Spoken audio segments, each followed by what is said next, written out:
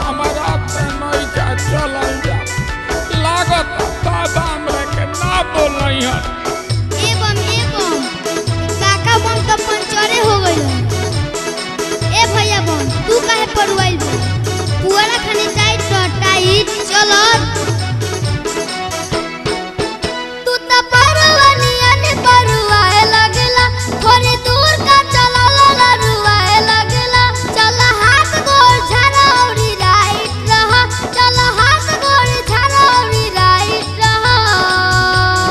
ए बम पुआरा खाने टाइट रह, पुआरा खाने टाइट रह, पुआरा खाने टाइट रह, पुआरा खाने टाइट रह।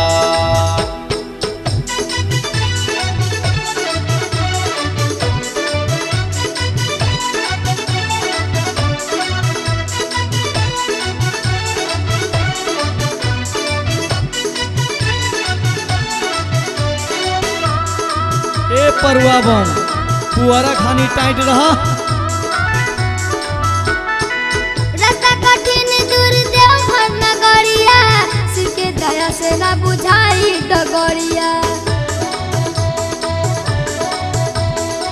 रास्ता कठिन दूर देवघर नगरिया, सिर के दया से ना बुझाई डगरिया। परी गोरवा में छाला दुख घेरी हो हजार, बोला बमा कह लागी बेरा पार। लेता भोला के नमवा दे नाइट रह, लेते भोला के नमवा दे नाइट रह। ए बम पुआरा खानी टाइट रह, पुआरा खानी टाइट रह, पुआरा खाने टाइट रह, पुआरा खाने टाइट रह।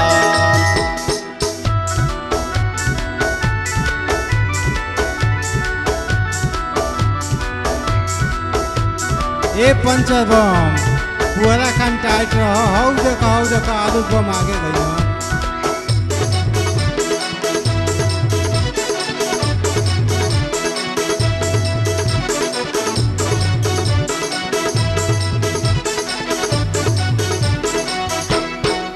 हारही मत जन सकती तू आई, कोई गजन बाकी कामर डोआई।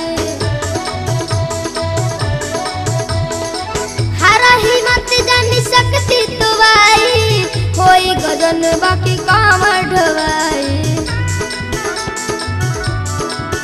छोरा सच विचार चलो हो जतोइया, देखा निया रही बाटे सुइया पहाड़। रखा चेहरा पे लाइट हाईलाइट रह, रखा चेहरा पे लाइट हाईलाइट रह।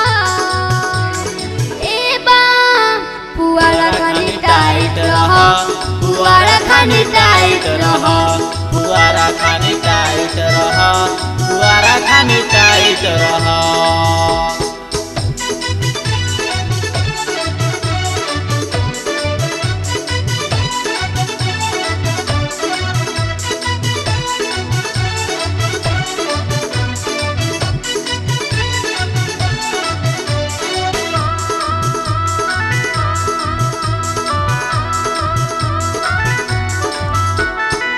एक तो अन्हारी सावन के महीनवा, दूजे तेरस से आसमार हदिन